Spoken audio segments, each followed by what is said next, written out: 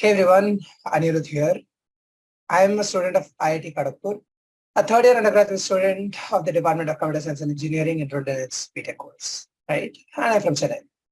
Today, this is part 2 of the series on straight lines, and I'll be dealing with the miscellaneous exercises. That's what's left over in this video, right? So, yeah, since it's miscellaneous, I'm not going to give a brief before this the end. So, let's start. Right? Question number 1. Find the values of k for which the line k minus 3 times x minus 4 minus k squared y plus k squared minus 7k plus 6 equals 0 is A parallel to the x, B parallel to the y, and C passing to the origin. Right? So first of all, we all know that for a given line, right, for some line in the Cartesian plane to be parallel to the x-axis means that the y is constant, right? So therefore, your equation is going to look something like, your equation is going to look something like y equals c, right? That's what being parallel to the x-axis means. Therefore, this means that the coefficient of x, that is k minus 3, should be equal to 0, right? Which means that k is equal to 3 is a solution to A, right? For B, we again notice from the same Cartesian graph that being a line parallel to the y-axis is going to look something like this, right? Which means that this is going to have some kind of an equation like x is equal to t. I'm not using the same constant because people get confused with that. So this is going to have an equation of something like x equals d, but d is a real number, c is also a real number. C, D belongs to reals, right? I usually do a double line because I want to differentiate the real number set from any R that I write. Alright, so that's a special way of writing. So we therefore have from this equation, we therefore have some kind of an equation where the coefficient of y is going to be 0. Right? So we have the fact that 4 minus k squared is going to be equal to 0, which means that k squared is 4 or k is equal to plus minus 2. Right? Just over here, when you deal with such kinds of double values or even in a single value or some kind of an equation like this, what you have to do is not just getting the answer but also backtrack it, right? Put this value in the equation and check if the coefficient of y also disappears or if you have a valid line, right? Because if you just have something like no x, something like 0x plus 0y plus some constant is equal to 0, then that is just nonsensical. So we have to just backtrack, right? So for k equals 3, you can basically see that this here becomes 5y, and so we have no issues, right? 5y plus whatever equals 0 is a valid line. And same way over here, if k is equal to plus minus 2, you see that k minus 3 cannot become 0. So we have a valid line in x. Therefore, you basically have no worries, and you can just directly go ahead and say that this here is going to be the answer, right? So k is equal to plus minus 2 is a solution for the second. And for C, if the line is passing through the origin, I've already told you before in part 1 that for any line passing through the origin, this constant term is going to be 0, right? Or wait, this constant term is going to be 0. So therefore, we have an equation like k squared minus 7k plus 6 is equal to 0, or k minus 6 times k minus 1 is going to be 0, or k is equal to 1 or 6, right? Two values, any value satisfies this condition. And for any value of k, 1 or 6, k is going to be passing to the origin, right? And we can basically check that the coefficient of x, neither the coefficient of x, that's k minus 3, nor the coefficient of y, that's minus 4 minus k squared, disappear or become 0 if k is equal to 1 or 6. So therefore, this is going to be a valid, these both are going to be valid solutions. K is equal to 1, 6 is the required answer for C. Alright, that could be the first question. Going to number 2. Find the equations of the lines which cut off intercepts of the axis for sum and product are 1 and minus 6 respectively. Here, we are going to be using some properties of quadratic equations that I hope you all remember, right? Number 1 is that the sum of the roots of a quadratic expression are minus of b by a, right? And the product of roots of a quadratic equation is plus c by a. where your quadratic equation Q is going to be represented as ax squared plus bx plus c is equal to 0. Right? I hope you'll remember this. If you don't, just take a look.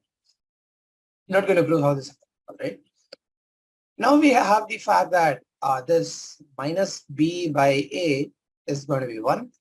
We have the fact that c by a, yeah, I mean, fine, okay. This is going to be, if I take a quadratic equation, then it's going to be the joint equation of these two lines. I'll just, what I'll do is, instead of doing this way, I just basically have this alpha beta. So we have the fact that alpha and beta are going to be the two intercepts of the line, right? So we have some kind of a Cartesian plane over here, a line over here, a line small l, right? Because that's going to be the natural nomenclature of line. And this here is going to be alpha. This here is going to be beta, right? Or this point is going to be alpha comma 0. This point, wait a minute. This point here is going to be 0 comma beta.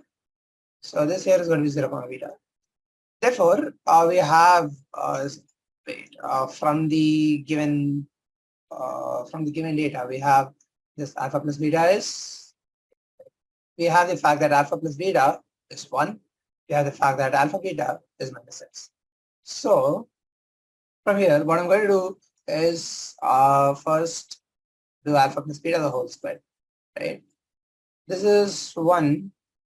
This is equal to alpha squared plus 2 times the product of alpha and beta plus beta squared, right? And we have alpha minus beta the whole square equaling alpha squared minus 2 alpha beta plus beta squared, which is basically alpha plus beta the whole square minus 4 alpha beta, right? And we can basically substitute the values of these two, right? Alpha plus beta the whole square is 1 over here, right? And 4 alpha beta is basically 4 into minus 6, that's minus 24, right? This is 1 plus 24, which is 25. Therefore, we have alpha minus beta to be 5, right? Thus, we have alpha plus beta is 1 and alpha minus beta is 5. Therefore, alpha is equal to, or alpha is equal to what? Alpha is 3 and beta is equal to minus 2, right? That these both are going to be the two intercepts that we have. All right. And so we'll have the equation line L or L1 is I'm going to use the two intercept form to form the equation of the line, because it's going to be easy because I have both the intercepts, right? This is either x by alpha plus y by beta is equal to 1, or I can have the line x by beta plus y by alpha is equal to 1, right? Because they haven't specified what alpha and beta are. They haven't mentioned that the positive intercept is going to be on the x-axis and the negative intercept is going to be on the y-axis, or vice versa. We can have any intercept being on any axis, right? It can either be over here, or it can be something like this, right? Something like this. This being 0 comma alpha and this being beta comma 0. It can also be this line. This be L2, right? This is L1. Therefore, we can have two different lines with the same alpha and beta intercepts. And so I can basically write this to be x by 3 minus y by 2 is equal to 1. Or it is minus x by 2 plus y by 3 being 1, right? Both the lines are valid. Both the lines are your answer. These are the two equations of the line that you want, right? If I had gone through with my first process, what I would have got is a joint equation of both these lines. That's x by 3 minus y by 2 minus 1 into minus x by 2 plus y by 3 minus 1 equaling 0. So the start is what I would have gotten. It's going to be a pain to figure out how to factorize it. Right? That's why I scrapped that procedure and went through this. Right? Question number 3. What are the points on the y-axis whose distance from the line x by 3 plus y by 4 equals 1 is 4 units? Basically, we have a point P on the y-axis, which is P of 0, y, right? We know that the distance D is 4 units, and we know that the line L is basically x by 3 plus pi by 4 is equal to 1, right? We are solving the question. We are going to be using a very similar procedure, except for the fact that this is going to be on the y-axis, right? And we are going to write the distance formula from a line. That's basically d is equal to mod of this x1 by 3, that's 0, plus this is y1 by 4. I'll just make this y1, right? Instead of y, let's not get confused with x and y over here, right? This minus 1 divided by square root of x squared plus y squared, right? And just basically taking the liberty to square 1 by 3 and 1 by 4 and basically add over here, right? This is equal to 4 as is given, right? This means that mod of y1 by 4 minus 1 divided by, this is 1 by 12, right? 1 by 12 root of 25, because it's 16 plus 9 divided by 16 into 9. And 16, root of 16 into 9 is basically 12. 16 is 144 and root 144 is 12. Right? This equals 4. Basically, just taking this to the other side, root 25 is 5. Right? I'm going to directly multiply that. This is mod of y1 by 4 minus 1 is equal to 5 by 3. Right? This is what we get. And so we basically have this to be y1 by 4 is equal to 1 plus minus 5 by 3, right? Or y1 is equal to 4 plus minus 20 by 3, right? Therefore, we'll have two possible values of y1. That is either this is 32 by 3 or it is minus 8 by 3. Two possible values, right? Therefore, the 2 points P1 and P2 are P1 of 0, 32 by 3 and P2 of 0, minus 8 by 3. These are the 2 points that you require. These are the 2 points that you have to write in your answer. If you don't write these 2 points, then you're going to be in a world of trouble because you won't get marks, because they have asked you what are the points on the y-axis and not exactly the coordinates, just coordinates, right?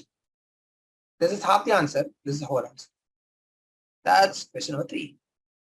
Find the perpendicular distance from the origin to the line joining the points cos theta, sin theta, and cos phi, sin phi. Right. Basically, we know that firstly, I'll just write the reduced formula for the distance from the origin. That is basically mod c divided by root over a squared plus b squared, right? If your line equation is basically ax plus by plus c is equal to 0, right? This is going to be the distance from the origin, do, right? And so, since we have a line joining the points cos theta, sin theta, and cos phi, sin phi, we are going to have some line like y equaling, this is sin theta minus sin phi, y2 minus y1 divided by, wait a minute, right, divided by cos theta minus cos phi into this is x minus sin phi plus this will be, wait, this is x minus cos phi, right? This is going to be x minus cos phi plus sin phi, right? As I told you in the reduced formula yesterday.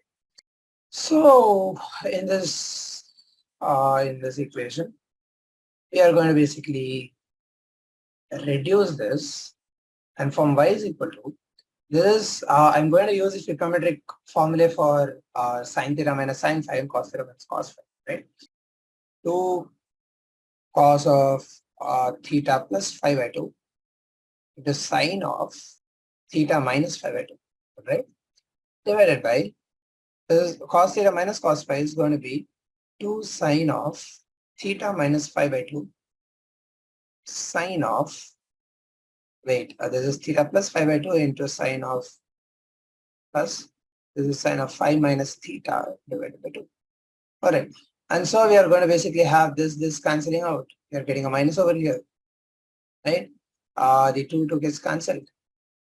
We are going to have this multiplied by x minus cos phi plus sin phi, right?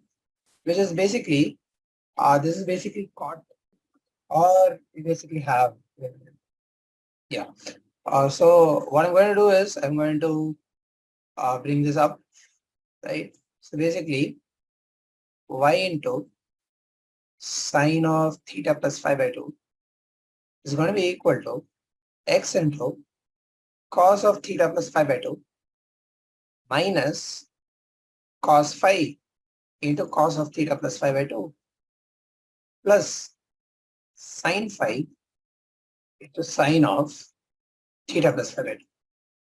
Now, remember that that is cos theta cos phi minus sine theta sine phi. Just a minute. Yeah, I forgot this minus over here. I forgot this minus. This is going to be minus, this is going to be plus. So we are going to basically have this, this is plus, this is cos theta cos phi plus sine theta sine phi. It's going to be cos of theta minus phi, right? So we are going to basically have this to be, I'll just zoom in a bit. This is going to be cos of phi minus theta plus phi by 2, right? Which is going to be cos of, this is phi minus theta divided by 2. All right.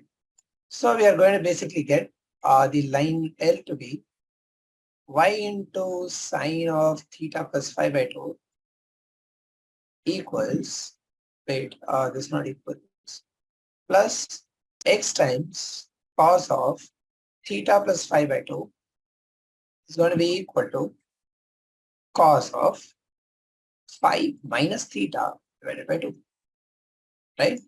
Therefore, the distance d is going to be mod c, that is going to be cos of phi minus theta by 2, or mod cos of phi minus theta divided by 2, because we don't know which is the bigger angle between phi and theta, right? And it does not really matter, but when if cos is negative, then it matters, because you can't have a negative distance, right? Divided by square root of a squared plus b squared, right? Square root of this is cos a squared plus sine a squared, where a is the letter I'm denoting to theta plus phi divided by 2. Right? Because I don't want to necessarily keep writing theta plus phi by 2 again and again. So this is going to be cos square a plus sine square a, that is basically 1.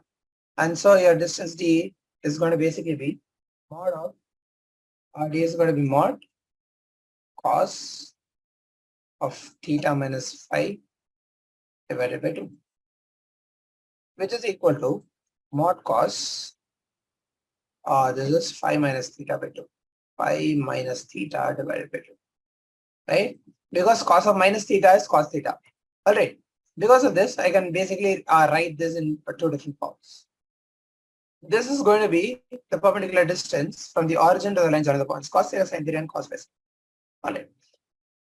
You can also write this as mod of, this is sine of theta minus phi divided by, this is 2 cos, this is 2 sine. This is going to be 2 sine, 2 mod sine of theta minus phi by 2. Right? You can also write it in this form, but this form is much more compact. All right. That takes care of the fourth question, right? But why I'm writing this form is because sometimes in a similar way, if you're going to, if you're going to solve this question, instead of me doing this, if you just directly proceed with the simplification on this equation, then you may find that you end up with this equation, and you should not get confused seeing this and seeing this. Therefore, I'm just writing the different ways, and this is can be expressed, right? Similarly, if you take the negative of this and the negative of this, then you're going to get this form. All right. So there's no need to worry. Every form is related with it. All right. That is question number 4. Question number 5. Find the equation of the line parallel to the y-axis and draw to the point of the intersection of the lines x minus 7y plus 5 is equal to 0 and 3x plus y is equal to 0. Right? Just a second. Now in this question, we first have that your slope is going to be infinity, right? Or better, if you have an equation that's parallel to the y-axis, then you basically write that 1 by m is equal to 0. Right? Instead of m being infinity, you write 1 by m is equal to 0. Right? and you draw it through the point of intersection of the lines x minus 7y plus 5 equals 0 and 3x plus y is equal to 0. I'll just multiply this equation by 3. We get this is 3x minus 21y plus 15 is equal to 0, right? And we have 3x plus y being 0. Therefore, from this, we basically have, instead of this being 3x plus y equals 0, I have 3x is equal to minus y, right? Substituting that in this, I basically get minus 22y is going to be 15, or y is equal to minus 15 by 22, right? This means that x is basically 5 by 22, right? I'll just check if the equation holds, right? This is 5. This is going to be 15 into 7, that's 105. That's 110, right? 110 by 22 is basically minus 5. This is basically plus 5, right? Wait a moment. Yeah, this is going to be plus, this is going to be plus, this is going to be minus. Because I took 22y to the other side, but I forgot to change this up. Right here it's minus 22y plus 15 is equal to 0. So I basically have 22y is equal to 15. Right? So y is equal to 15 by 22 and x is equal to minus 5 by 22. Right? That is going to be the point of intersection, and that is going to be the point P of minus 5 by 22, comma 15 by 22. Right? And so you basically have a point and a slope. We can write this in the point slope form. That is going to be y minus y1 divided by m is going to be equal to x minus x1. Or since 1 by m is going to be 0, this can basically be written as this is basically equivalent to x minus x1 equaling 0, or x equaling x1, which is basically x equaling minus 5 by 22. Or rewriting this, we have 22x plus 5 is equal to 0. That is going to be the equation of the line parallel to the y-axis and drawn through the point of the intersection of the lines x minus 7y plus 5 is 0 and 3x plus y. Alright. So going to question number 6. And the equation of the line drawn perpendicular to the line x plus 4 by y plus 6 equals 1 through the point where it meets the y-axis. Right? First of all, know that the equation is given in the two-intercept form. Alright, so we basically have x by 4 plus y by 6 is equal to 1. Alright, this is the given line L. We have this to be 0, 6 and this to be 4, 0. Because it's given in the intercept form, we can basically get that the x-intercept is 4 and the y-intercept is 6. Right? And so we basically have that we basically have one point P that is 0, 6. Right? The line required is drawn through the point where it meets the y-axis. That's basically the y-intercept. Right? This is a point. The slope of the line is going to be easy to find out. That's basically 6 minus 0 divided by 0 minus 4. That is minus 3 by 2. Right? Therefore, the required line has a slope m is equal to minus 1 by ml. That is going to be equal to 2 by 3. Right? You are given the point, you are given the slope. So I can basically write down the equation of the line in the point slope form. That is going to be, I'm going to use my reduced form. That is y equals m into x minus x1 plus y1, right? This is going to be the equation. Since I have m and this is going to be x1, this is going to be y1. So I can basically write y is equal to 2 by 3 times x plus 6, right? Better yet, instead of the point slope form, I could have used the slope intercept form also, because I have the y-intercept that's basically 0, 6, and because it's lies on the y-axis. So I could have used this form and I would have gotten the same result. That's basically y equals mx plus c. That is going to be 2 by 3 times x plus 6, right? Whatever way you use is going to give the same result, and this is going to be this one. And you can rewrite this as 3y is equal to 3y is equal to 2x plus 18. This is also a valid answer, right? This is correct, and doing this way is also correct. Find the area of the triangle formed by the lines y is equal to x, y is equal to minus x, and x is equal to k. All right, 3 lines, L1, L2, L3.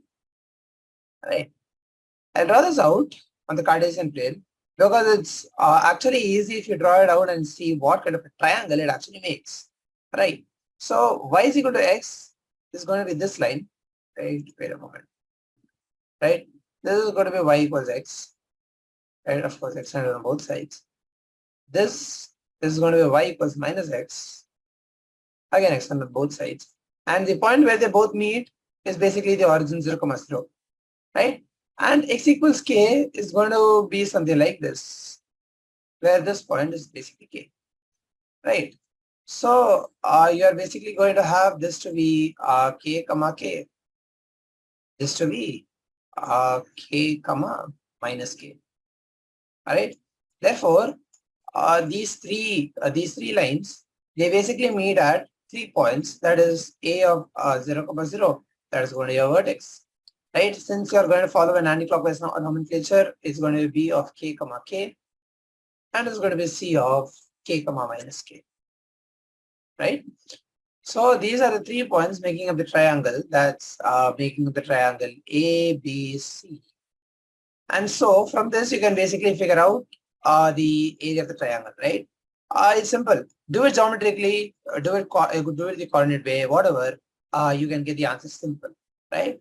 I'm going to do it both ways because let me just show you. All right. So the coordinate way,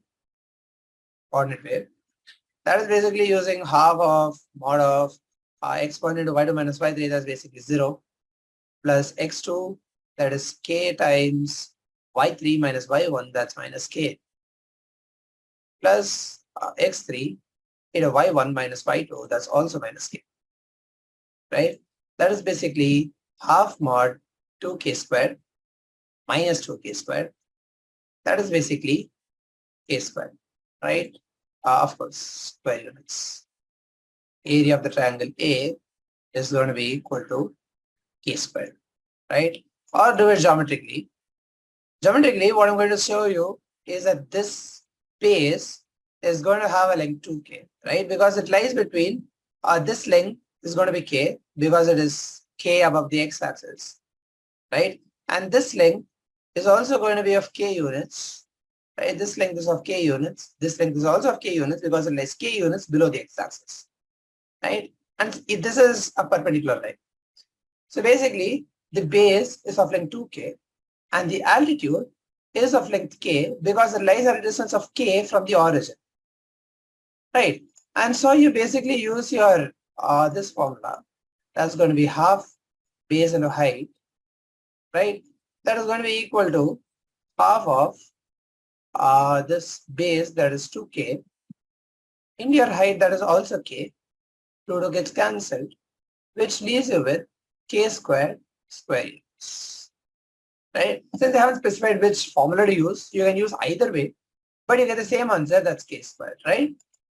Over here, you just have to be careful of what you choose as the base and the height, because if you choose this to be the base, then you are basically in trouble, right?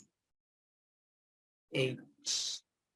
Find the value of p. So there are 3 lines, 3x plus y equals to 3 lines. L1 is 3x plus y equaling to line L2 being px plus 2y equaling 3, and the line L3 to be 2x minus y minus 3 being 0, right? Or the way I'm writing it, 2x minus y equaling 3. They all are given that they all are concurrent, right? Or they meet at one point. That's basically concurrency. So that means the point of intersection of these 2 lines is basically fixed, right? Because they are both non-variable lines. This is a variable line, and the point where this intersects both these lines can vary. All right. So what we do is we basically solve L1 and L3 first, right? We basically get 3x plus y is equal to 2 and 2x minus y is equal to 3. Adding both equations, we get x is equal to 1. Because adding both, we get 5 equals 5. Deleting 5 on both sides, we get x equals 1. Dividing by 5, not deleting. Excuse the common terminology, of course, right? And we have, since x is equal to 1, we have y is equal to minus 1, right? Therefore, the point of intersection P is going to be 1, minus 1. Substituting this in L2, we basically get P minus 2 is equal to 3, or P is equal to 5. And that's your answer, folks. P is equal to 5. Okay. So basically what you do is, you solve the two non-variable lines, get the point of intersection, substitute in this variable line, and get the value of the variable P. That's it, right? Simple steps. Question number, this is 9. The three lines of equations are y equals L1, where y equals m1x plus c1, m2x plus c2, and m3x plus c3 are concurrent, right? So I'll basically write this as Li is equal to y equals mix plus ci for all I belonging to set 1, 2, 3, right? I'm just basically writing all three equations in the same go, because I'm not in the mood to actually write it separately. All right. So we have to, since they are concurrent, these lines are concurrent. So I have to show that m1 into c2 minus c3 plus m2 into c3 minus c1 plus m3 into c1 minus c2 is basically 0. Right. This is going to be simple, right? First of all, it's going to follow the same pattern as this, where you solve two equations, two lines, get the point of intersection, substitute that in the third, and then get this condition, right? So I'm going to substitute that in line L1 and L2, right? That is basically y equals m1x plus c1 and y equals m2x plus c2, right? Since these both are going to be equal, all right, these both are going to be equal. Therefore, we have the fact that m1x plus c1 is going to be equal to m2x plus c2, or x times m1 minus m2 is going to be equal to c2 minus c1, or x is going to be equal to c2 minus c1 divided by m1 plus m2. All right. And so from this, you basically get y is equal to m1 into c2 minus c1 divided by this plus c1 into m1 plus m2 divided by m1 plus m2. All right. So this is going to be the value of x and y that we get. All right.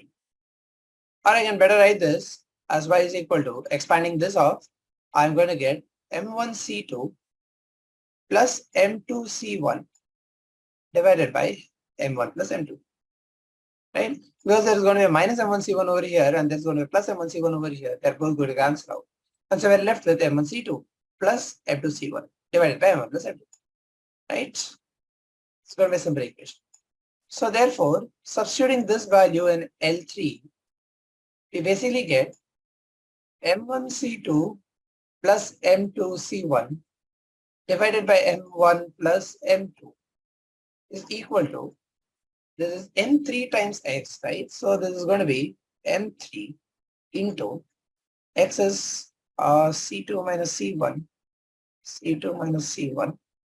divided by m1 plus m2 plus c3, right? So I'm basically cancelling out the denominator. This is going to be c3 into m1 plus m2, right? So this is basically going to be m1 c2. This is going to be m1 c2 plus m2 c1 equals m3 c2 minus m3 c1. This is m3 into c2 minus c1 plus m1 c3 plus M2C3. Or we basically have this is equal to, this is basically equivalent to M1 into C2 minus C3 plus M2 into C1 minus C3 plus M3 into C1 minus C2 is going to be equal to 0, right? And you can see that it's basically M1 into C2 minus C3. Wait. Where have I made a mistake? Wait. Yeah. Why did I write a plus over here? There's a minus. So basically I have to change a lot of things.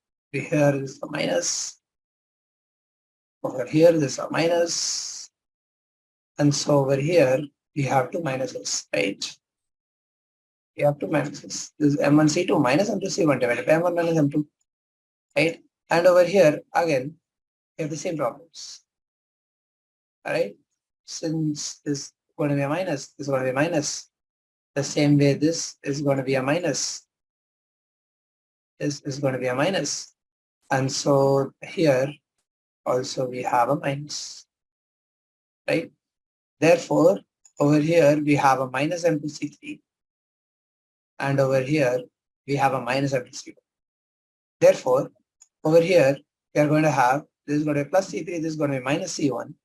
And this again is going to be M3 to C2, C1 minus C2 is equal to 0, right? So therefore, this can be rewritten as M1 times C2 minus C3 plus M2 times C3 minus C1 plus M3 times C1 minus C2 is going to be equal to 0, right?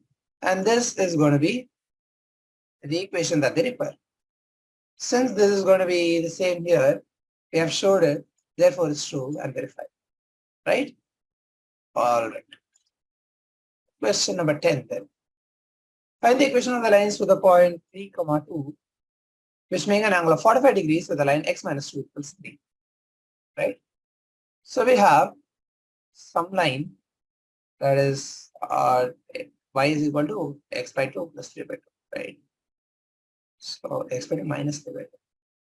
So it's going to be something like, right, this is going to be the line. Therefore, we have something passing through 3, 2. Right, where is 3, 2? 3, 2 is basically going to come over here somewhere, right?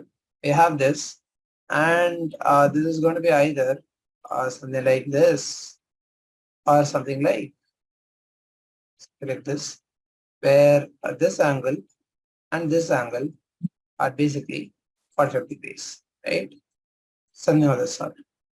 So we have, I just rub this off. This was a rough diagram to show you how the figure is going to look like on the Cartesian paper, right? And so we have a line L, which is 2y is equal to x minus 3, right? We have a point P that is 3, 2, right? This line is going to have this slope ML is equal to half, right? Because y is equal to mx plus c means that this is going to be basically by 2 minus 3 by 2, right? ML is equal to half. And so your angle, that is, right, so your M is going to be, this is 45 degrees, right? And so your M is going to be, this is your line. Then you're going to have something like this, which means that if this is your true x, then this plus this is going to be tan half. So you're basically going to have this, instead of this M, I'm going to write tan of 45 degrees, that is the angle between the two lines, is going to be equal to ML minus this your line slope M divided by 1 plus ML into M, right? The whole one. 1 is basically equal to mod of half minus M divided by 1 plus M by 2. 1 plus m by 2 plus minus is basically equal to half minus m, right? Because if you remove this mod, you are going to basically get plus minus 1, right? And plus minus 1 into the denominator is basically plus minus of the denominator. So I'm basically skipping a step, writing this whole thing.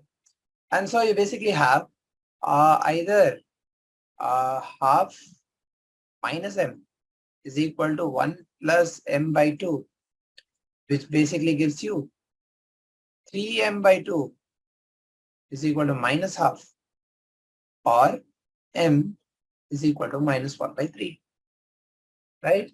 Else you basically have half minus m is equal to minus 1 minus m by 2, which is 3 by 2 equaling m by 2, which basically means that m is equal to 3, right? Two perpendicular lines.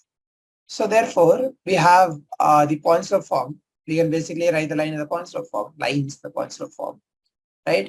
This is when m is equal to minus 1 by 3. This is when m is equal to 3. Basically, your y is going to be equal to minus 1 by 3 times x minus, this is what, 3 comma 2, right? Minus 3 comma 2.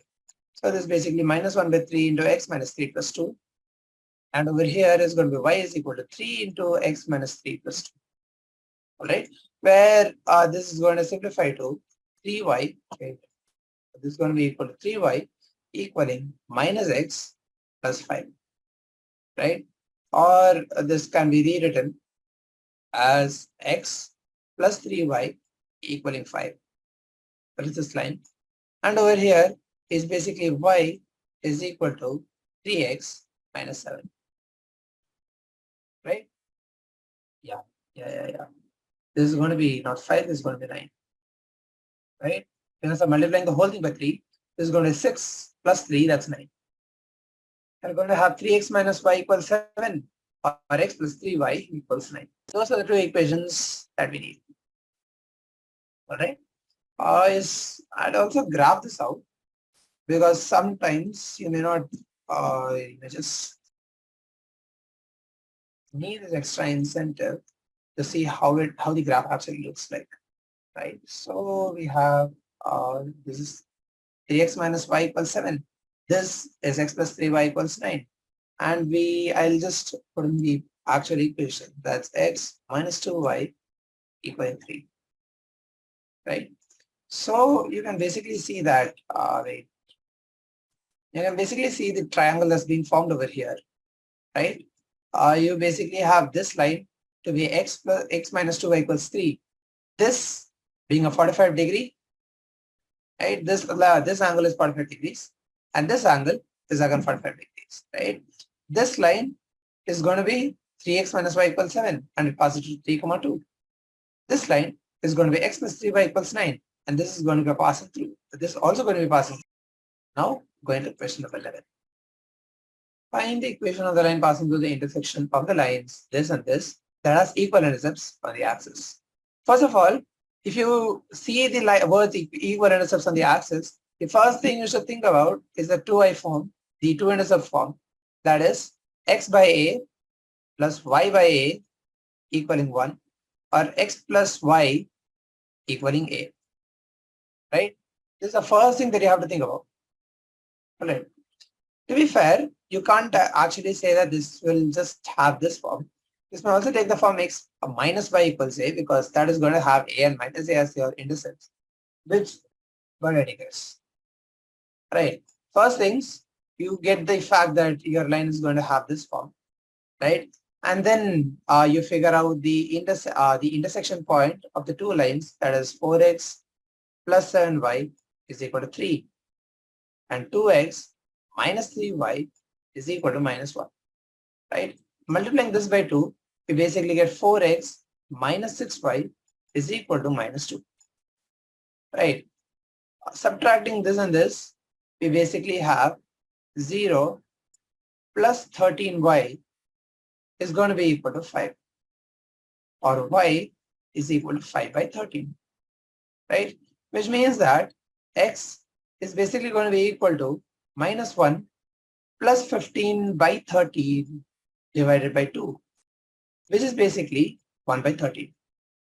right? Because 15 by 13 minus 1 is basically 2 by 13, which divided by 2 gives you 1 by 13, right? So the point P is going to be equal to 1 by 13, comma 5 by 13, right?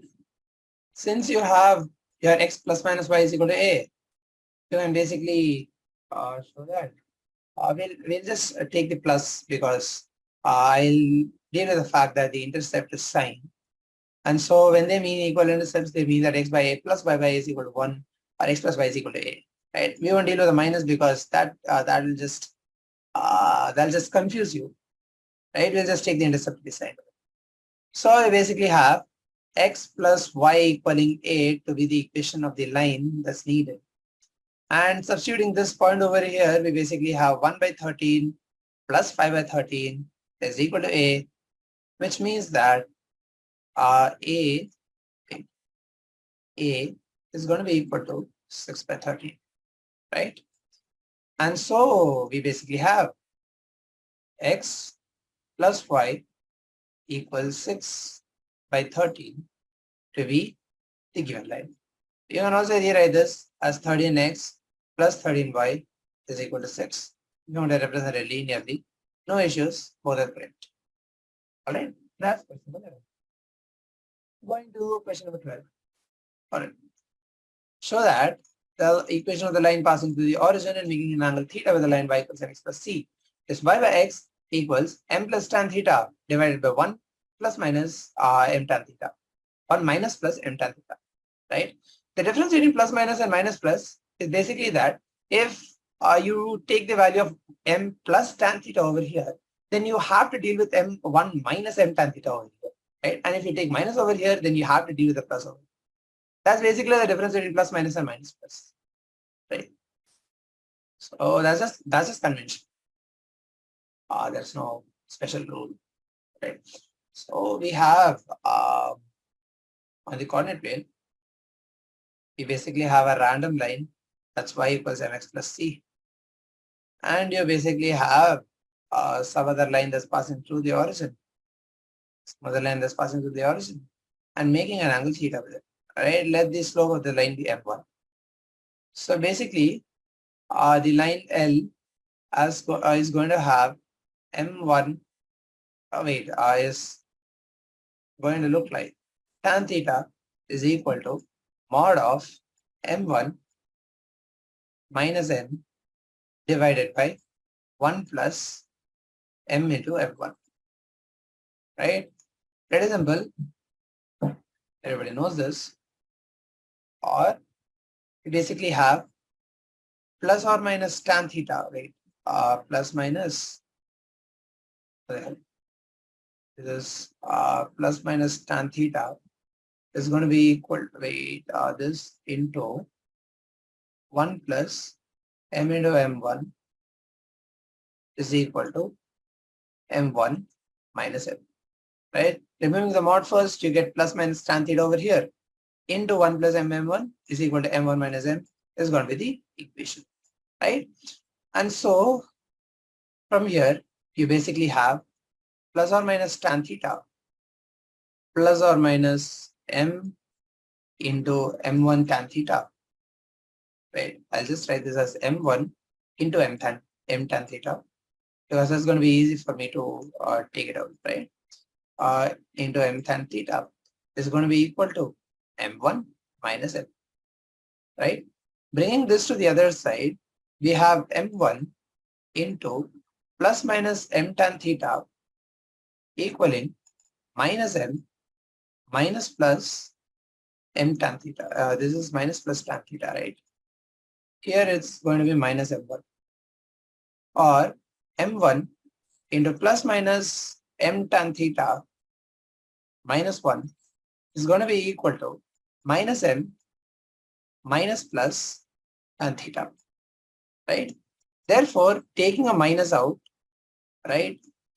This is going to be minus of m1 into 1 minus plus, right?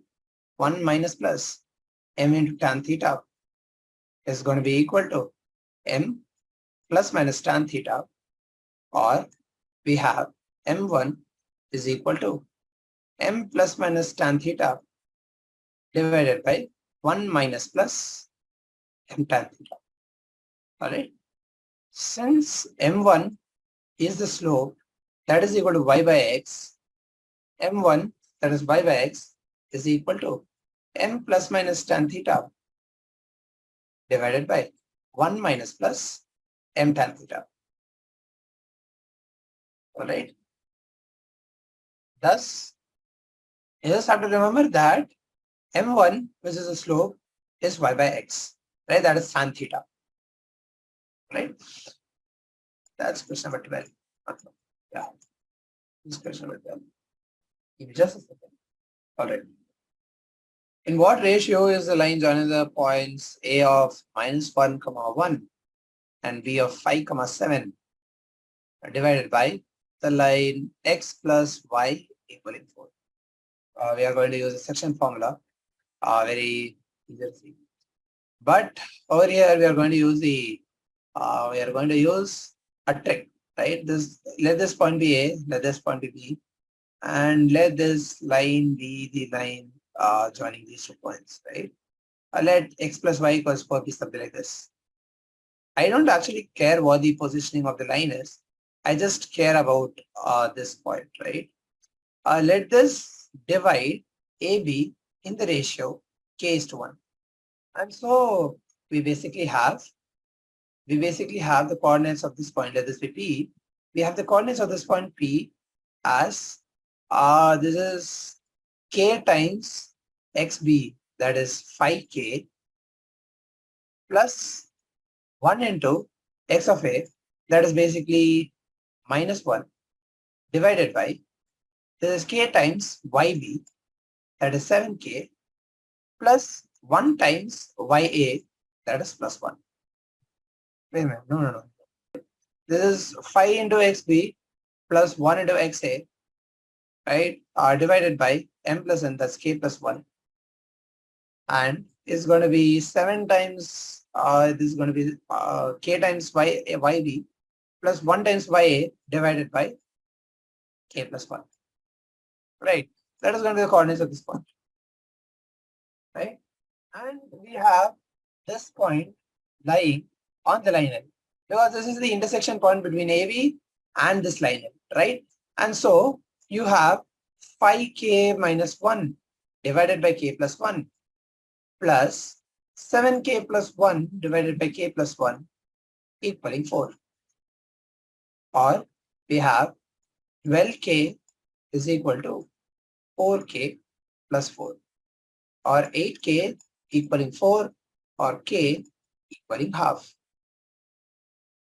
Therefore, the line is divided in the ratio 1:2 or half is 2, right? This is the required ratio. Right? That's question number 13, right? Question number 14. Find the distance of the line L is 4x plus 7y plus 5 equaling 0 from the point 1, 2 along the line L1 is 2x minus y equaling 0, right? First of all, you basically shift this line so that this point lies on this line, right? So when you shift this line, basically you draw a line parallel to this. That's basically 2x minus y is equal to c. And here this has to satisfy 1, 2. So therefore, that's basically 0. It's basically 2 minus 2 is equal to c, or c is equal to 0. Therefore, your line L1 is basically 2x is equal to y. Right? Wait, I'll just write this as L2. Let L1 be the given line, L2 be the parallel line that contains this point. Right? That is 2x equals y. Alright.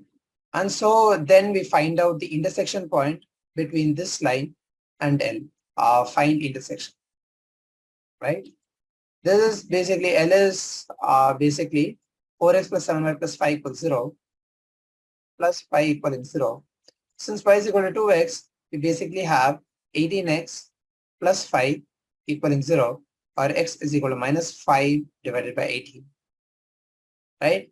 And y is basically 2x, that is minus 10 divided by 18. And so we basically have this point, that is minus 5 by 18, comma, minus 10 by 18, right? And we have the point 1, comma 2. Now we have to find the distance between these 2 points. That's basically done by the distance formula. D is equal to square root of x1 minus x2 to the whole square. That is basically 23 by 18 squared, plus y1 minus y2 to the whole square. That is basically 46 by 18 the whole square, right? This is basically 23 by 18 into the square root of 1 plus 4. This is basically 23 root 5 divided by 18 units. Right? Sadly, I don't think we have any trick to solve this. Therefore, if you are given such kind of a question, then you'll have to solve it. First, shift so that the given point lies along this line. Then you basically find the intersection between the shifted line and the original line, right? And finally, you find the distance between the intersection point and the given point, right? That's how you do it. Otherwise, what you have to do is, since if this is your line L, this be your point P, and this be the line L1, as in a nomenclature over here, right? L1 is the reference, is the line along which you have to find the distance. L is your given line and P is your point, right? So if this is the case, then if the value of this theta is easily found, what you can do is find the distance, the perpendicular distance dr from here, right? And since your shifted line is going to be like this, and theta is going to be this, and this distance d dash is going to be what you need, right?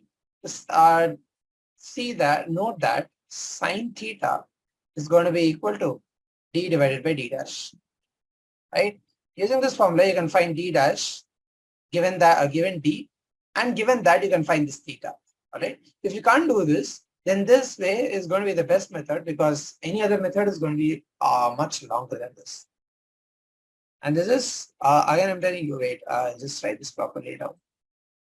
This is going to be 23 root 5 divided by 18 units. All right. That's question number 8. This is question number 14. Question number 15. Find a direction in which a straight line must be drawn through the point minus 1, 2, so that its point of intersection with the line x plus y equals 4 may be at a distance of 3 units from this point. All right. So basically, what we have is, I can actually solve this question to 2, maybe 3 different ways. Right? Let this be, wait, x plus y is 4 is going to look like this. This is 2, this is 2, right? Minus 1, 2 is going to be somewhere over here. And since we basically have, I'm going to draw a point over here. I'm going to draw a point over here. Just, yeah. So this is what is going to form, right? So this and this are going to basically be the 2 different points that we get. So that was just for fun's sake, right? This is going to be P. We are given the point P is minus 1, 2.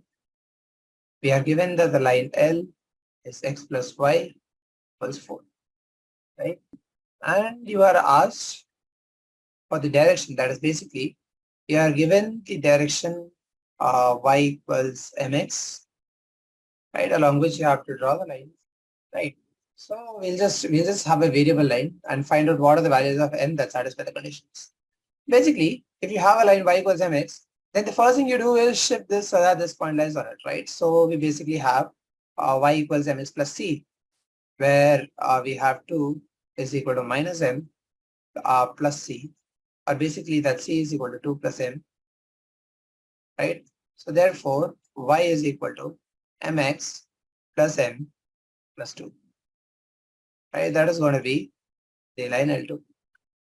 We have to figure out the intersection point of this line with the line L, that is x plus y equaling 4, right? Since y is equal to mx plus m plus 2, we basically have m plus 1 times x plus m plus 2 is equal to 4, or x is equal to, this is going to be x is equal to 2 minus m divided by 1 plus m, right? And y is going to equal to 4 minus this, that is basically 3m, right? It's going to be 5m minus 2, wait, this is going to be plus 2. 5m plus 2 divided by m plus 1, right? Because 4 minus m is going to basically be 4 plus m minus 2 divided by 1 plus m.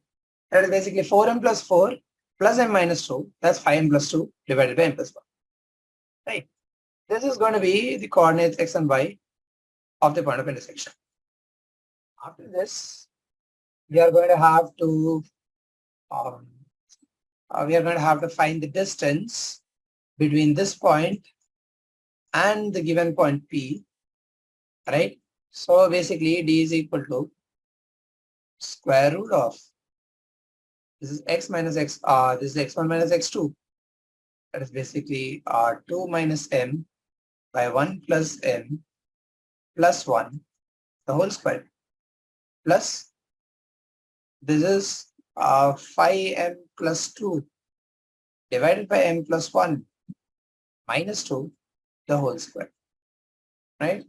Which is basically square root of, this becomes 2 minus m plus 1 plus m, that is basically 3 squared by 1 plus m, the whole square, plus this is going to be 5m plus 2 minus 2m minus 2, that is basically 3 squared m squared by 1 plus m, the whole square, right?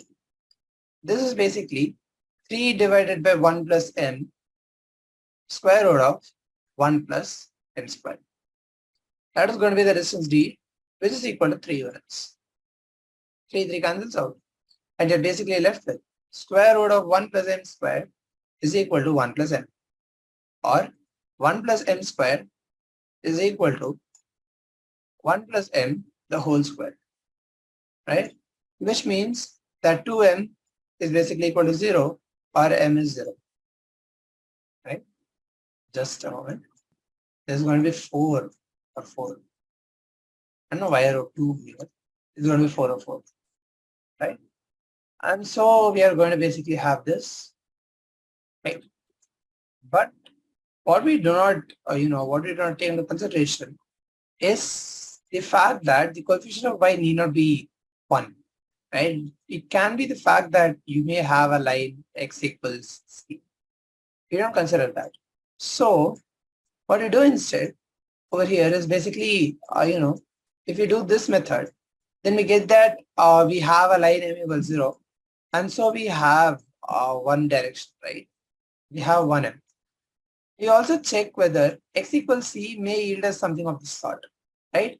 If your line is x equals c, then carrying out the same old story, we substitute the point P over here, and basically we get the fact that c is equal to minus 1, and so this becomes x equals minus 1 as your L2, right?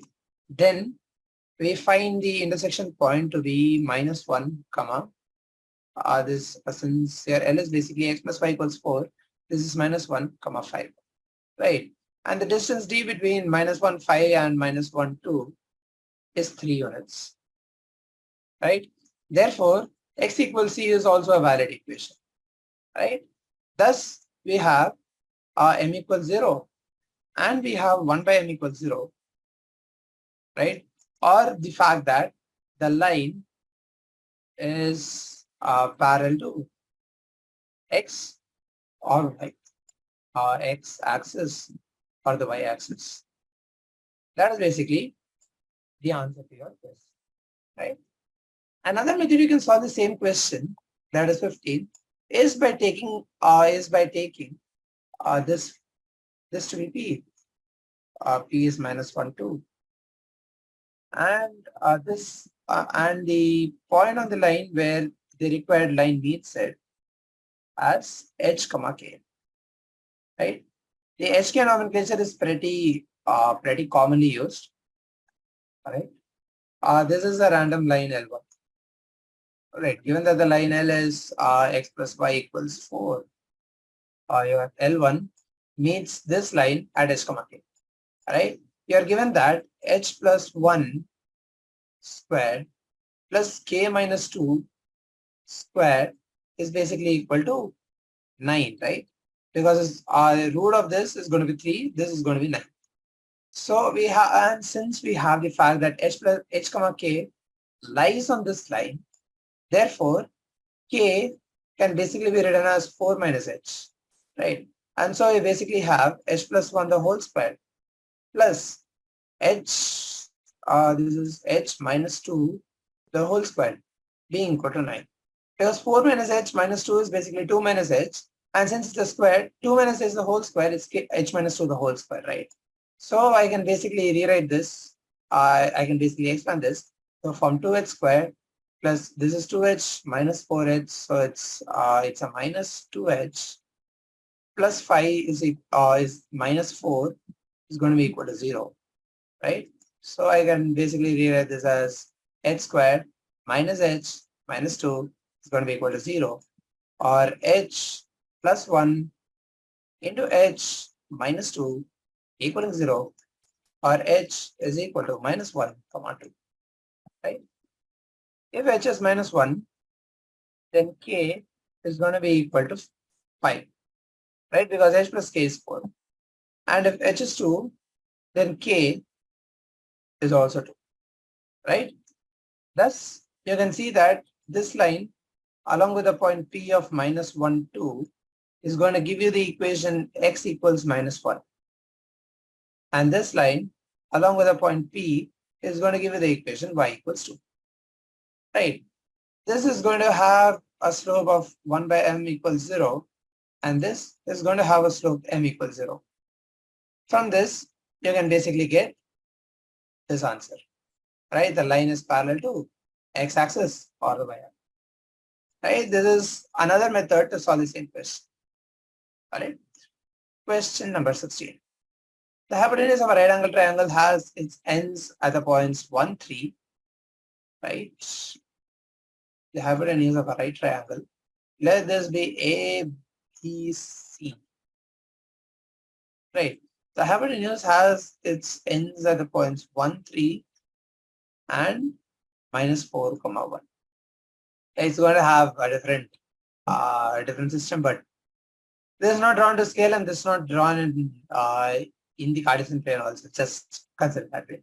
This is just a rough diagram, right? Find the equation of the legs of the triangle which are parallel to the axis. So we are given that the axes are going to be somewhere over here, let's say. So we are basically given that AB is parallel, AC is also parallel to the x or the y axis, right? And so there it is. Basically, for any such question, you can figure this out geometrically, right? We can basically see that dropping a line parallel to y from B and a line parallel to x from C is going to give you one such equation, right? So we are going to have since you have equations parallel to the axis, right? Consider case one that AB is parallel to y and AC is parallel to x. All right. BC is the hypotenuse, and given that B is 1, 3 and C is minus 4, 1, right?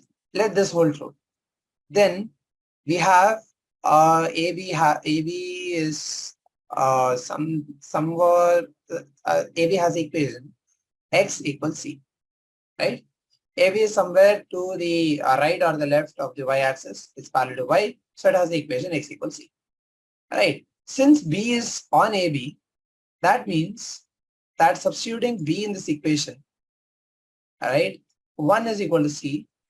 Therefore, you get the value of C. Therefore, AB is the equation x equals 1. Right? Similarly, AC has the equation y equals d. Right? Because it's parallel to x, it has the equation y equals d. Right? Substituting C in this equation, we basically get y is equal to, we basically get 1 is equal to d. From this, we get the value of d because C is minus 4, 1. Therefore, we have AC to be y is equal to 1. Right? And thus we have the two equations AB and AC, that is x equals 1, y equals 1. This is case 1, right? Case 2, when AB is parallel to the x-axis, while AC is parallel to the y-axis, right? Over here, we can see that AB is going to have the equation y equals c, right? Substituting the point B over here, point B is 1, 3.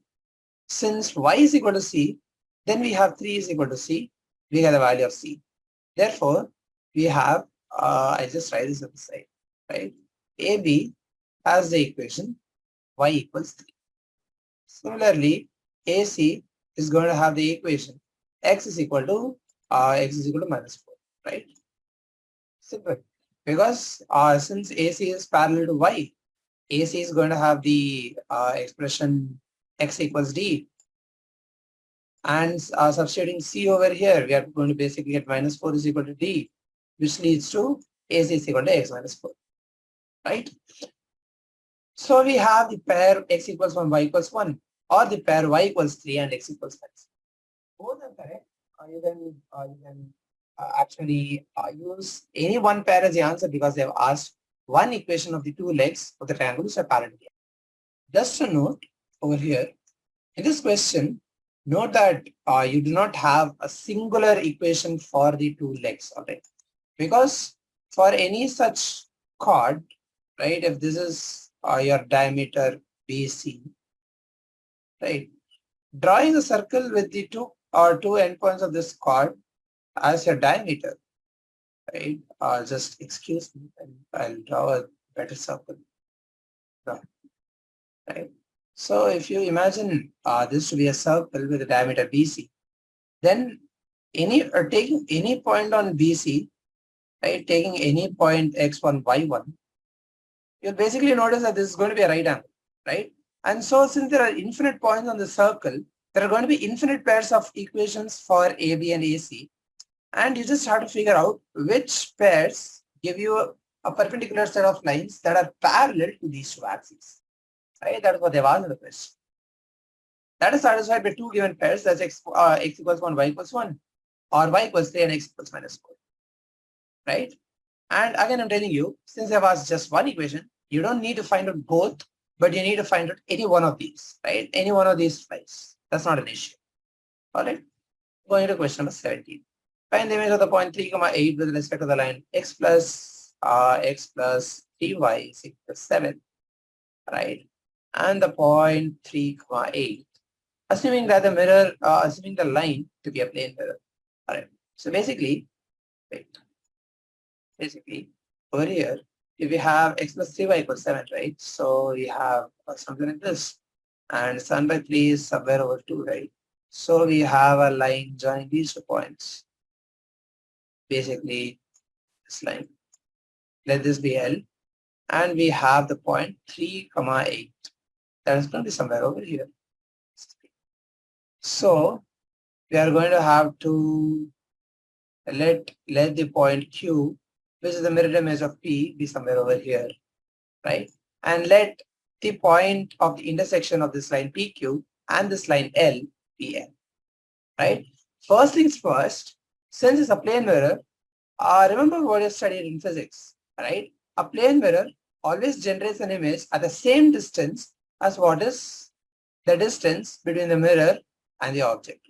So basically, the distance MP and the distance MQ is going to be the same. That's T, right? Or in other words, M is going to be the midpoint of PQ. All right. And the other thing is that this is going to be perpendicular. This is going to be a straight line, and this straight line is always going to be perpendicular to the surface of this mirror. All right. So yeah, therefore, if the point Q has the coordinates h comma k, right, we have 3 plus h by 2 comma 8 plus k by 2 to be the midpoint, right? This is the midpoint. Number one is that the slope of MP, the MP line is going to be perpendicular to the line L. That is condition number one. Condition number two is that M lies on L, right? And so using these two conditions, we can figure out the values of H and K, right? Applying this first because this is going to be easier, right? M lies on L, and so we have, this is what? 3 plus H by 2 plus 24 plus 3K divided by 2 is equal to 7. Or 27 plus H plus 3K is going to be equal to 14. Or 13 plus H plus 3K is going to be equal to 0. Equation number 1. Right? And then figuring this out. Over here we have PQ being perpendicular to N.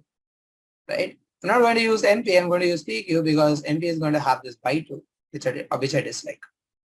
Right? So we are going to have the slope PQ, which is K minus 8 divided by H minus 3 into the slope of this, that is going to be equal to minus 1 by 3 equaling, this equals minus 1, right? Minus minus cancels off. We are going to have K minus 8 is equal to 3H minus 9, or K plus 1 is equal to 3H. It's going to be the second equation, right? Therefore, we have 10 plus 3H plus 3 into K plus 1 equal 0, right? Which means that 10 plus 10H is going to be equal to 0, or H is equal to minus 1. Therefore, K is going to be equal to minus 3 minus 1, that is going to be equal to minus 4, right? Therefore, the image point Q is going to be minus 1 minus 4. Okay. And that is how you solve this kind of question. What some people also do is they find out this point M by using the foot of the perpendicular tactics, right? But that can be bypassed if you use the perpendicularity condition and then use this in this kind of an equation, right? And this is I find this to be pretty simple, but if you want to proceed with it, then it's your choice, right? Because that is also a valid approach. I do not take that much time. There's no loss of gain in following either method, so you can follow it. Right? The foot of the perpendicular goes like, it's going to go like, you're going to find out the equation of Pm, and then you're going to find out M as the point of the intersection between Pm and this line L, and then you're going to use the midpoint formula to, equate this to the point M, and then find out H and K. That's it. I'm not going to write it down because it's going to take a lot of time, and I'm frankly now they're interested in finding out intersections and all that nonsense. Yeah.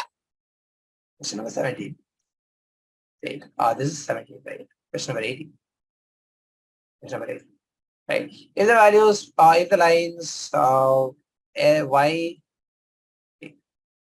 y is equal to 3x plus 1 and L2 being 2y equaling x plus 3, are equally inclined to the line y equals mx plus 4, right? Find the value of m.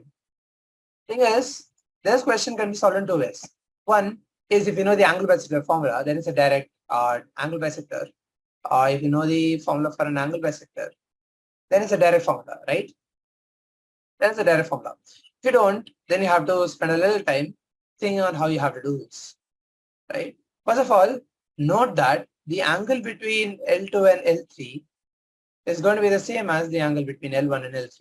So first things first, M1 is going to be equal to 3, M2 is going to be equal to 1, M3 is going to be equal to M, right? And get this directly because all three lines are in their slope-intercept form. Wait a minute, this half, right? Because this converted slope-intercept form is going to be half x plus 3 by 2, right?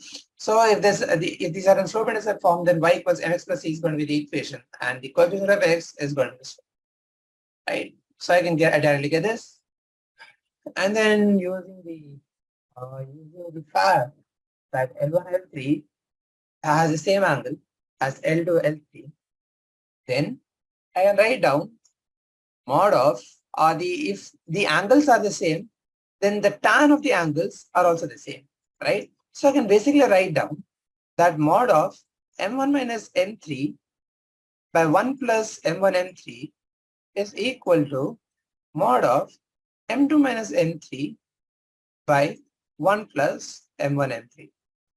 And so we have the fact that there's basically 3 minus m by 1 plus 3m equals mod of 1 minus 2m by this is 2 plus m, right?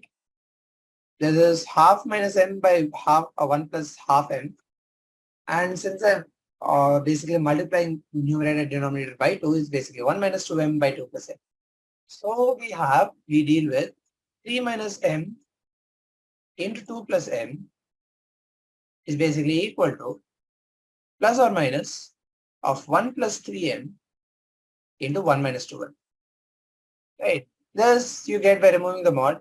While removing the mod, when it's on both sides, you don't add the plus minus on both sides, you add it only on one side because that's it, right?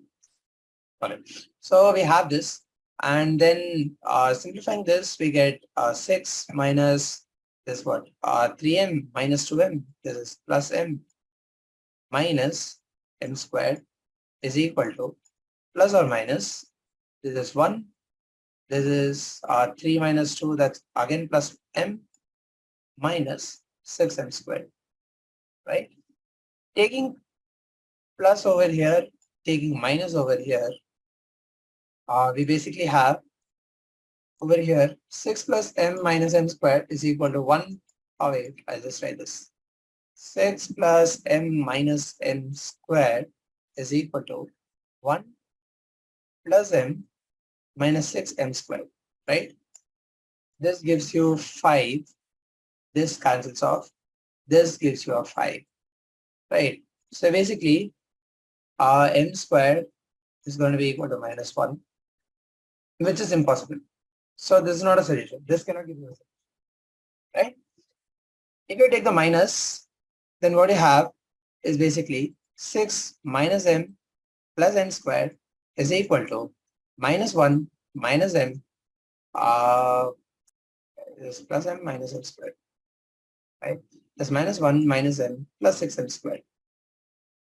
Or this is going to be 7m squared minus 2m minus 7 equaling 0, right? Which means m is equal to minus b plus minus square root of b squared minus 4ac, that's 4 into 49 divided by 2n, right? That is basically 2 plus minus, this is 200, right? 200 is 10 root 2. So this is basically 2 plus minus 10 root 2 by 14, which is basically 1 plus minus 5 root 2 divided by 7.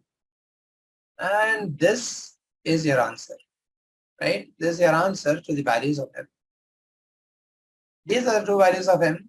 that can be possible if the lines y equals 3x plus 1 and 2y equals x plus 3 are equally inclined to mx plus 4. Right? Why are the two lines possible?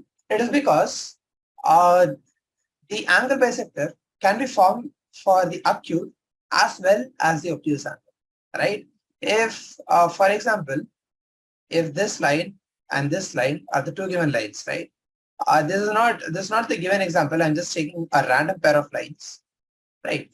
A line like, wait a minute, a line like this. Let's extend this out. A line like this is going to have the same angle over here, and wait, this is right. A line like this as well. A line like this is going to have the same angle. Wait a minute. The same angle. Right? There can be two possible lines. So there are two possible angles. Slopes. Right. Going to question number 19. If the sum of the perpendicular distances of a variable point P of x comma y from the lines L1 is x plus y equals 5 and the line L2 is 3x minus 2y plus 7 is 0. The sum is always 10. Show that P must move on a line. Alright. So basically, we have the distance from this to be D1, the distance from this to be D2, then D1 plus D2 is always equal to 10. Right? Using the formula, D1 is equal to mod of x plus y minus 5 divided by root 2 plus D2 is basically 3x minus 2y plus 7 divided by square root 13. Right? This is basically 3 squared plus 2 squared, that's 13. Right? This is equal to 10.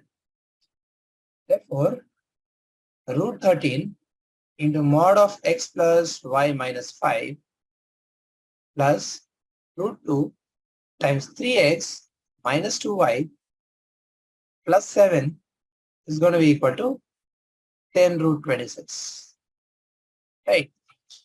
Removing the mods, we are going to have plus minus of, this is going to be root 13 into x plus y minus 5.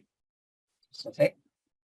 Root 13 into x plus y minus 5 plus root 2 times 3x minus 2y plus 7 equaling plus or minus 10 root 26. Right? Or this is basically x into root 13 plus 3 root 2 plus y into root 13 minus 2 root 2 plus 7 root 2 minus 5 root 13 minus plus 10 root 26. This is 10 root 26 is basically equal to 0. Right? Since this equation is of the form a times x plus b times y plus c is equal to 0, this is a line, and so the locus of such a point P such that the sum of the distances from this point to two lines L1 and L2 is constant and it's equal to 10 is also a straight line. Right? This kind of an equation where you determine the way that this point moves in the form of a graph or in the form of a figure, in the form of curve. Right? This kind of a line is known as a locus. Right? This term you'll usually encounter in your class 12 and in the competitive exams in JEE, Mains and Advanced. But it's better to know the terms, right? This kind of a line is called a locus. All right. Since we have the fact that this x and y is always going to follow this kind of a straight line pattern, then we have shown that P must move on a line. Therefore, all right. Now this is, we have question number 20. Find the equation of a line which is equidistant from parallel lines 9x plus 6y minus 7 is 0 and 3x plus 2y minus 6 is 0. Alright. So we have we need a line which is equidistant from two parallel lines. Right. So we basically know that and a line which is going to be equidistant from two parallel lines is also going to be parallel to the same pair of lines, right? So if we have 9x plus 6y equals 7 and 9x plus 6y is equal to 18, right? I'm multiplying this whole thing by 3 because I want to make this make all this 9x plus 6y, right? We have the line L to be 9x plus 6y is equal to C.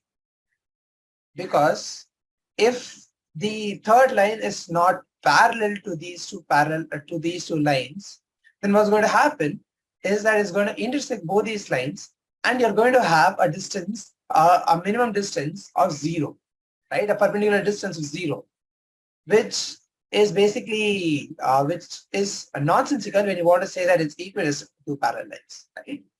So it's going to have an equation 9x plus 6y equaling C, right? First things first, note that you can solve this in two ways, right?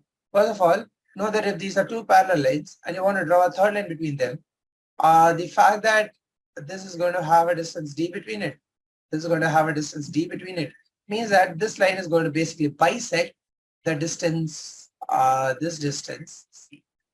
All right. So you can do this in two ways. One is fine. You can shift this line by this distance, or you can basically write down these two, the distance between L and L1, the distance between L and L2, and basically say that they are equal, right? I'll do the second method because the first method has a pitfall where you have to shift it along the perpendicular line, which is not always easy to find, right? So you usually do LL1, the distance between LL1 is equal to the distance between LL2. That is usually much better. All right. We know that the distance between two parallel lines, when they are given in this form, is basically C2 minus C1, right? C2 minus C1 mod divided by square root of A squared plus B squared is equal to mod of C minus 18 by square root of 9 squared plus 6 squared. Cancels off, and we basically have C minus 7 is equal to plus or minus C minus 18, right? Taking the positive addition, we have minus 7 is equal to minus 18, which is not possible, right? So this is cut off. So we have the negative condition left. That is basically C minus 7 is equal to minus C plus 18, or 2C is equal to 25, or C is equal to 12.5, right? Therefore, the equation is, wait a minute. Okay, yeah. This is going to be minus 18, right? Yeah. Plus 18. Take this as minus, gets plus. So it's basically 2C is equal to minus 11, right? 2C is equal to minus 11, or C is going to be equal to minus 5.5. Therefore, our expression is going to be 9x plus 6y is equal to minus 11 by 2, or basically 18x plus 12y plus 11 is equal to 0, right? That is going to be the line that is equidistant for the parallel lines 9x plus 6y minus 7, kx plus 2y plus 6 is 0, right? This is the required equation. Question number 21. Last 3 questions. A ray of light passing through the point 1, 2 reflects on the x-axis at point A, right? Since you have such kinds of reflections, I'm going to draw the coordinate plane properly, right? The point 1, 2 is going to lie somewhere over here, right? This is the point P, 1, 2. The ray of light passing through this reflects on the x-axis at point A, and the reflected ray passes through the point phi 3. So basically, let the ray of light come through here, right? Let the x-axis be a mirror, right? Point P is basically 1, 2. Over here, if the ray comes over here, then you draw a normal. Then you reflect it like this. It's going to go this way, right? And this passes through the point Q of phi, 3, right? Q is not a scale, P is not a scale. This is a rough drawing, all right? And so we basically have, if this is the midpoint M, right? If there's a foot of the mirror, foot of the normal M, right? Let this point be h comma k, right? That's what you have to find out. We don't need it to be h comma k. We know that it's on the x-axis, so it's basically h comma 0. All right. And we have the fact that this angle is going to be equal to this angle, right? Because we know that for a reflection, the angle with the normal is going to be the same for the incident and the reflected ray.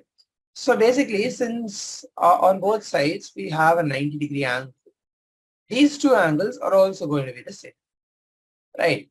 Therefore, for the incident ray, the negative of the slope is going to be equal to the slope of this reflected ray, right? So basically, if this is going to be theta, this is also going to be theta, and MQ is going to have a slope M1 MR in reflected is equal to tan of theta, right? While MP is going to have a slope MI is equal to minus tan theta, right? Because theta is always calculated in anti-clockwise direction, and here this comes from this is the angle like this, right? The slope is going to be 180 minus theta, right? Therefore, MI is going to be minus tan theta. All right. So we'll have MR is equal to minus of MI. That is going to be one relation that we have, right? Therefore, we have slope of this slope MR is going to be equal to the 2-point form of the slope, that is basically 3 minus 0 divided by 5 minus h, right? This is equal to negative of the slope of I, that is basically again the 2-point form, that is 2 minus 0 divided by 1 minus h, right? Or we basically have 3 divided by 5 minus h is equal to 2 divided by h minus 1. So cross multiply 3h minus 3 is equal to 10 minus 2h, right? Therefore, we have 5h is equal to 7, or h is equal to 7 divided by 5. Therefore, the coordinates of A, right? I've written M over here, but they've given A. So I'll just change this to A, right? Change these two to AQ, AP also, AQ and AP. Therefore, we have the coordinates of A to be 1.4, 0. Wait a minute, I made a mistake from there. Just a minute. What have I done? Oh shit, yeah. Right. This is 10 plus 3, that's 13. It's not 10 minus 3, 7. So here we have 13 by 5. So over here, instead of 1.4, we have 2.6. Right? It's 13 by 5, 0. So A's coordinates are 2.5, 2.6, 0. All right. That's question number 21. 22. Prove that the product of the lengths of the perpendiculars is drawn for the points this and this to the line. Wait, I'll just write the line. It's x by a cos theta plus y by b sin theta is equal to 1. Okay. This you'll basically see this in the conic sections chapter, but this line is basically the tangent to an ellipse. Is basically the tangent to this kind of an ellipse at a general point a cos theta, comma b sin theta. Right? Just a random thought, but you should know this. Right? This is a tangent, and the tangent is going to have the equation of the line L. Right? Just a random thought. Right? So we have this, and we are given that the length of the perpendicular is drawn from points p of root of a squared minus b squared, comma 0, and q of minus square root a squared minus b squared, comma 0. So first things first, get the distance of the point from the line.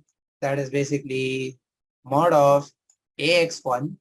That is basically cos theta by a into square root of a squared minus b squared plus 0 minus 1 divided by square root of it's cos square theta by a plus sine square theta divided by b squared. Right? Similarly, the distance between QL is going to be mod of minus cos theta by a into root of a square minus b square minus 1 divided by square root of cos square theta by a square plus sine square theta by b square. Right? Given this, we need the products. Let this be p, small p, let this be small q. Right? Therefore, PQ is going to be this is a minus b. This is basically, if you write minus 1 as small a, right, small a. If this is minus 1 is basically small what? If this is x1 and this is going to be x2, right? Minus 1 is x1. Minus 1 whole thing is going to be x1. Right? Your PQ is basically going to be modulus of this is x1 plus x2 into x1 minus x2, right? Whole divided by this is cos square theta by a square plus sine square theta divided by b square. Right? This is basically x1 square minus x2 square, right? So I'm going to resubstitute x1 and x2 over here. That is basically going to be mod of 1 minus this is cos square theta by a square into a square minus b square divided by cos square theta by a square plus sine square theta by b square. This is basically 1 minus cos square theta plus b square cos square theta by a divided by cos square theta by a square plus 1 by b square minus cos square theta by b square. Right? I'm basically using sine square theta is equal to 1 minus just a minute. This is 1 minus cos square theta. Right? I'm basically using this over here and splitting it as 1 by b square minus cos square theta by b square. So taking this b square up, right? I basically get 1 minus cos square theta plus b square cos square theta divided by a square whole into b squared divided by cos square theta by a square plus 1 minus cos square theta, right? This is basically the numerator, and so this and this cancels. This equals b square. So PQ, which is the product of the two perpendiculars, is equal to b square, right? Therefore, finally, coming to question number 23. A person standing at the junction of two straight paths represented by the equation L1 is 2x minus 3y plus 4 is equal to 0, and 3x plus 4y minus 5 is equal to 0. Once you reach the path whose equation is 6x minus 7y plus 8 equals 0 in the least time, right? L is basically 6x minus 7y plus 8 is equal to 0 in the least time. Find the equation of the path that should follow. Basically, they are asking us, right, the funda behind this question is that if you're on a point P and you want to reach some line L in the least time, if you are going to follow the same speed, then you're going to have to follow the path that is perpendicular to this line L and pass it through. Right? Any other path is going to have a longer length than this. Right? This is going to have the least length. Right? First things first, the line required, let it be LR, is going to have the equation 7x plus 6y is equal to C. Right? This is by using the shortcut trick that I told you in part 1 of constructing a perpendicular from a line given the standard equations. Right?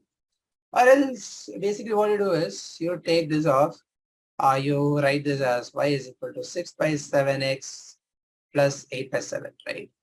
And you get that m is equal to 6 by 7. So m required is equal to minus 1 by m, that is equal to minus 7 by 6. Therefore, from this you construct y is equal to minus 7 by 6x plus something c, or 6y plus 7x plus 6y, 7x plus 6y is again equal to some constant c, right? This c is an intercept. This c is not an intercept, but it is some random constant, right? And that is this form, basically. Got it? Quick proof. So since we have this form, 7x plus 6y equals c, and it passes through the intersection of these two lines, I'm going to basically find out the intersection point of line L1 and L2. All right, L1 and L2, they are the lines 2x minus 3y plus 4 equals 0, and 3x plus 4y is equal to 5. Right. Now multiplying this by 3, multiplying this by 2, we have L1 as 6x minus 9y plus 12 is equal to 0, and L2 as 6x plus 8y is equal to 10. Right? Subtracting this, we get what? This is 0 minus 17y is equal to minus 22. Right? Or y is equal to 22 divided by 17. If y is equal to 22 by 17, then x is going to be equal to what? X is going to be 5 minus 88 divided by 17 divided by 3. Right? Substituting this in this equation is basically 5 minus 4y, and 422 is 88 divided by 3. Right? This is basically 17 5s are 85. That is basically minus 1 by 17. All right. So we have the point, minus 1 by 17, comma 22 by 17. So we substitute it over here. And since this basically gives you minus 7 by 17 plus 22 into 6 is 132 by 17 is equal to C, or C is equal to 125 divided by 17. Therefore, you are going to have the equation, you're going to have 7x plus 6y is equal to 125 divided by 17, right? That is going to be the part, right? This can be rewritten and linearized as 119x plus 102y is going to be equal to 125. And this is your final answer. Right? Oh, that marks the end of the chapter of straight lines. Right? Please do read the summary because all the formulae are given concisely, and you can actually see what happens where. Right? And you can this is basically going to be a formula sheet of thoughts. Right? That's it. Hope you like this. Have a nice day.